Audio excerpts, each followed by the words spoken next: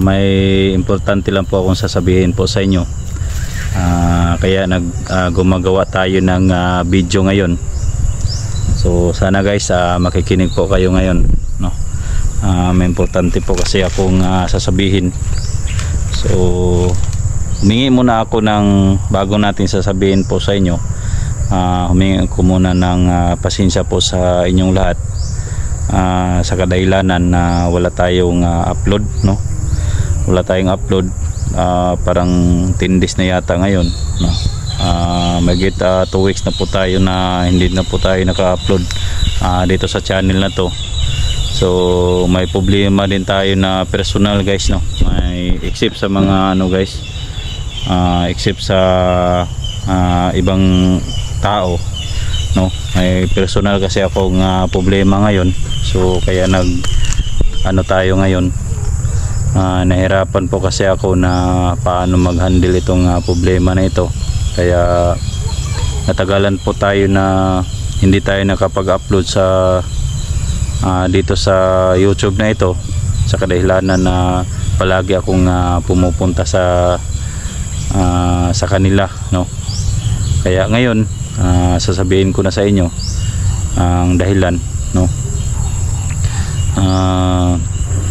Matagal na kasi to guys, matagal na kasi to. Nung nag-aaral pa lang ako sa high school, no? Nag-aaral pa lang ako sa high school, tapos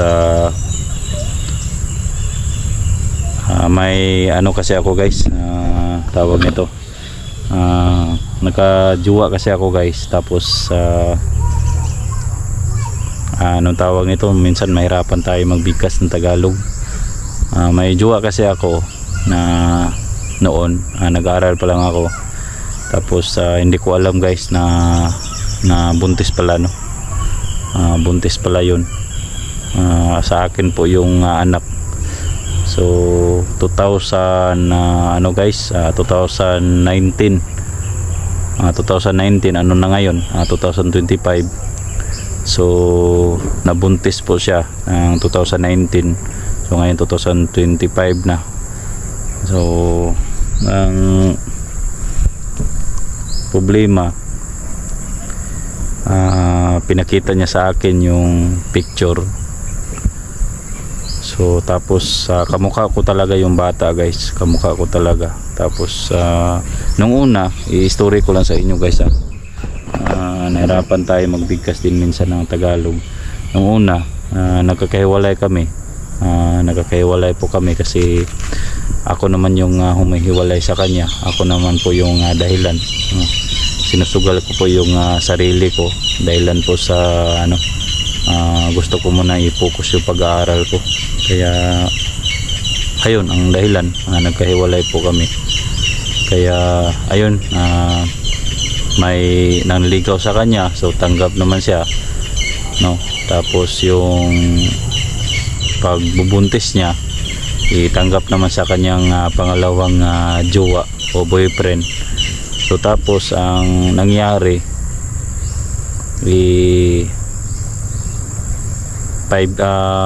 years din sila nagsama. So buntis na po yung jowa ko, tanggap naman niya. So yung ginagawa niya is yung apelyido ng ano ko guys, yung apelyido ng anak ko sa kanya, yung partner niya pangalawa. So ngayon nagkakahiwalay sila. So ngayon gusto ng ex-girlfriend ko guys na kailangan ko daw kunin yung bata dahil nahirapan daw siya dahil wala naman siyang partner, kakahiwalay sila. Tapos gusto daw niya na humingi ng suporta sa akin. So yun po, ano ako guys, nalito yung utak ko guys, no? Nalito yung utak ko guys, kung tatanggapin ko ba yung anak ko na ngayon lang pinakilala niya sa akin, na malaki na, 5 years old na po yung bata. So sabi ko sa sarili ko, bakit dumating ang point na ganyan, pinakilala mo yung bata na 5 years old na. So ang nangyari, gusto niya i-anom na sa akin, ako muna yung mag-aalaga. So sabi ko naman sa sarili ko, okay naman, no? Yung iba dyan nangangarap nga na magkaanak. So ngayon nandyan na yan. Ano ko lang, tatanggapin ko na lang siguro yun. Siguro tatanggapin ko na lang. So yung gagawin ko ngayon guys, kailangan ko po yung kunin yung anak ko guys, nandun po sa lugar nila. So sana guys makuha natin, no? So sa mga viewers, ito po yung personal ko na pangyayari sa buhay guys. Kailangan ko pong ma-share po sa inyo dahil ang dami na kasi nagtatanong sa atin, DJ bakit ka na hindi ka na nag-upload. So yung iba na replyan natin, yung iba hindi natin na replyan dahil lanan po yun sa pangyayari. Nalito kasi ako, yung utak ko guys nalito. So naghanap ako ng mga diskarte, no? Naghanap po talaga ako ng diskarte sa buhay na mas suportahan ko po yung bata kasi babawi talaga ako dahil wala talaga akong suporta mula yung nanganak po yung ex girlfriend ko. Wala akong suporta guys kasi hindi niya pinakilala, hindi niya pinakilala na ako po yung ama ng kanyang dinadala. So ang nangyari ay ayun, wala akong suporta. Gusto sana akong sumusuporta sa kanya, pero ang nangyari guys, hindi tayo makasuporta dahil may partner din siya. So unang-una hindi niya pinakilala sa akin, sabi niya anak daw ng kanyang partner. So ngayon lalong lumalaki po yung bata guys. Kamukha ko talaga mula kilay hanggang pilok, yung kamukha ko talaga guys, yung bata guys. So hindi ko muna ipapakita sa inyo ngayon, may araw din na ipapakita ko po sa inyo. May anak po tayo. So para sa akin is blessing po yun na dumating sa buhay ko. So wala talaga akong anak guys, so not expected talaga na ganun ang mangyayari. Kamukha ko talaga yung anak ko guys, pero nagpapasalamat pa rin ako sa Panginoon dahil sa biyaya niya na ibinigay. So hindi ko naman i-chapwera po yung anak ko guys. Talagang kamukha ko talaga, no? Kamukha ko talaga. So sa mga nagtatanong dyan, pasensya na po talaga guys. Ang aking masasabi po sa inyo, pasensya na po talaga na hindi tayo maka-upload minsan, no? Kaya talaga tayo, dumiskarte tayo para makuha ko po yung bata doon sa kanilang lugar. So distansya po kasi kami, no? Sabi ng mama niya, kung hindi ko daw kunin yung bata doon sa kanila, yung gagawin niya, ibigay niya sa DSWD yung bata, no? Ibigay doon niya sa DSWD. So ngayon sabi ko naman sa kanya, wag mong ibigay, wag mong ibigay sa kanila dahil parang itsapwera na lang natin yung bata, sabi ko sa kanya, no? Wag mong ibigay, ako na lang yung mag-aalaga. So ako na lang po yung magpapaaral. So plano ko talaga na i-enroll po yung bata na kinder kasi 5 years old na po yun, no? Plano ko talaga na ipa-enroll po yung bata. So sabi niya, ikaw na po yung bahala, no? Ikaw na po yung bahala. Pero hindi sa akin guys, na-restro na po yung bata guys, na yung pangalan niya guys is Reven J. Israel. So magkaiba po kami ng apelido kasi narestro po yan guys. Narestro po yung bata guys, no? Pagpanganak, no? At rin sa pagpanganak, yung sila na po yung nag-asikaso sa pagrestro. Hindi po sa akin yung apelido guys. Yung apelido sa guys, no? Yung apelido sa bata is Israel, no? Israel po yung apelido ng bata. So tapos ako naman, iba naman po yung apelido ko guys. Itang yung apelido ko. So gusto ko sana guys na palitan po yung pangalan. Wala namang problema yung pangalan. Gusto ko sana guys na palitan po yung apelido ng anak ko, na kung ano yung apelyido ko, ganun din sa kanya. Pero nag-inquire po kasi ako guys sa attorney, no, by litra daw yung ano guys, yung presyo by litra, no, by litra daw yung presyo. Dito na tayo, no, by litra daw yung presyo ng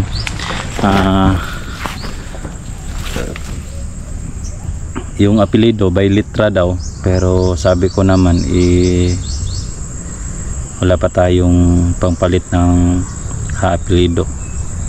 Pero sabi ko naman sige lang, masabi ko sa sarili ko, hindi ko muna palitan dahil okay na yun, no, para sa akin. Pero gustuhin ko man, kailangan talaga magasto talaga na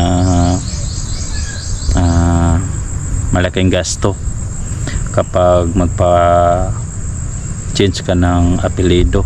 Yung apelyido ko, gusto ko munang apelyido sa bata, pero hindi muna ngayon, no? Hindi muna ngayon kasi gusto ko guys na kung ano yung sa akin, kung ano may yung example, mahimo maging anong tawag nito, beneficiary ba yan yung anak ko, no, kung may mga trabaho ako, no, kung at least man lang, kung wala man ako dito sa mundo guys, yung bata ko po yung makakuha kung ano yung example, kung may pera ako sa bangko, pwede yung bata ko makakuha, no, kung example meron akong ano tawag nito, yung basta yun na yun, nalituhan yung utak ko guys, yung anak ko yung makakuha guys ba. Example, may lupain ako, may example wala ako dito sa mundo, siya po yung makapanag-iya. So kung kumbaga siya yung mag-aari guys ba. So yun po yung ano ko guys, pero hindi ko alam kung paano yun kasi magkaiba kasi kami ng apelyido. So itang ako sa kanya Israel, parang magkakaiba po kami. Pero hindi ko muna iniisip yun guys, iniisip ko muna ngayon yung ano sa bata, no, iniisip ko muna ngayon yung makuha ko po yung bata. So sana guys, no, sa ganitong sitwasyon, kasi yung mga bata na nalagaan natin, hindi ko po naka-update pa sa kanila, sila Charlene, sila Dodong, sila Kuan, yung bata kasi si Shanara, nandun po sa kanyang ina. So yung nandun sa ano namin, sa payag, yung si Dodong na lang at saka si Charlene. So ngayon pwede na sila maging tatlo kasi kunin ko po yung anak ko doon sa lugar sa ex-girlfriend ko. So tulungan nyo po ako guys na itong mga gastusin ito makaya ko. So laban lang po tayo, kaya yan po yung mga dahilan na hindi po tayo nakapag-upload, dahil dumiskarte po tayo guys, na kahit saan po ako naghanap ng diskarte, makaipon lang ng pera, kuha na po yung bata doon sa kanilang lugar. So sinsya na po talaga mga viewers, kasi maraming nagtatanong bakit hindi tayo nag-upload. So DJ, bakit hindi ka nag-upload, ganito ganyan. So dahilanan po sa aking anak guys, na nag-ipon kasi ako ng pera na makuha ko yun, no? Kasi gusto ko yung kunin, no, doon sa kanilang lugar. Gusto ko yung dalhin dito sa lugar namin, no, at aalagaan at papaaralin. So ganun po tayo, no. Ako guys, umaya kasi ako guys na nalaman ko na sa akin pala yung ano guys, kita ko yung bata sa picture, ka-video call po ako sa kanila. So grabe guys, pero pasalamat pa rin ako sa Panginoon dahil po yun sa walang problema yung bata at malakas pa rin, no, medyo makulit lang, no, natural po yun, no, natural po yun kasi bata pa po yun. So nung una nagpapasalamat pa rin ako sa Panginoon dahil binigyan niya ako ng baby, no? Lalaki po yun guys, si Raven J. Israel. So yun.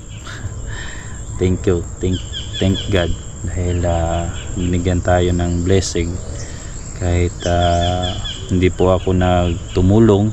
Wala kasi akong nilabas na pera guys. So wala akong nilabas na pera dahil po yun, gusto sana akong tumulong noon. Alam ko naman na nanganak siya, gusto ko man tumulong pero hindi ako tayo makatulong. So dahil pinakilala niya sa kanyang pangalawang partner na hindi daw sa akin yung anak. Pero ngayon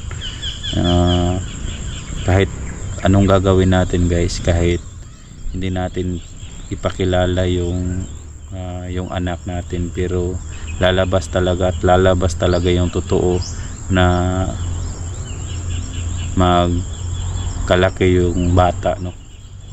Disadvantage talaga siguro pag anak, hindi talaga makikita kung sino talaga yung kamukha, pero pagdating ng panahon guys, hambang lumalaki yung bata, dyan na talaga natin makikita kung sino talaga yung ama. So yun ang dahilan, nakita ko talaga kamukha ko talaga guys. So sa lahat ng mga subscriber ko dito, masaya po ako dahil may baby boy na po ako. So thank God pa rin, no? Thank God pa rin. So ayan, sa mga subscriber ko dyan, so ito na po yung aabangan nyo talaga yung pag ano natin sa bata, yung anak ko guys. Abangan nyo na talaga mga tol, no? Mga viewers, kailangan ko na talaga yung kunin po yung bata. So ito na po yung abangan nyo. Mag video kasi tayo guys, mag video po tayo na kunin natin yung bata, no? Kasi yung ina niya parang umalis na kasi. So ako na po yung magkukuha doon sa kanyang mama ng babae. So wala po yung mama ng bata, so ako na po yung magkukuha doon, no? So ayun, no? Maraming salamat sa lahat ng patuloy na sumusuporta sa atin, no, sa DJ Gus TV Adventure. And unang-una, nagpapasalamat po tayo sa Panginoon, at pangalawa, nagpapasalamat pa rin ako sa inyo sa walang sawang sumusuporta niyo po sa akin. And sa mga silent viewers ko dyan, i-subscribe nyo po itong YouTube channel natin para makatulong po kayo sa akin. And shoutout nga pala, no, kay Ate Linda Cortez from USA. Ate Elsa Cortez, shoutout sa inyo. Ingat lang po kayo palagi dyan. So alam ko naman na minsan lang po tayo nagchat-chat, so dahil lang po din sa busy na din. So maraming salamat kayo ate sa inyo dyan. Ingat po kayo dyan sa USA. And of course kay Ate Lina Hernandez from Manila, no? Bulacan yata yun. Shoutout sa iyo Ate Elena Hernandez, ingat ka dyan ate. And kay sino pa ba yan, kay Ate Nida, no? From ibang bansa din, kay Ate Nida, no? Maraming salamat din kay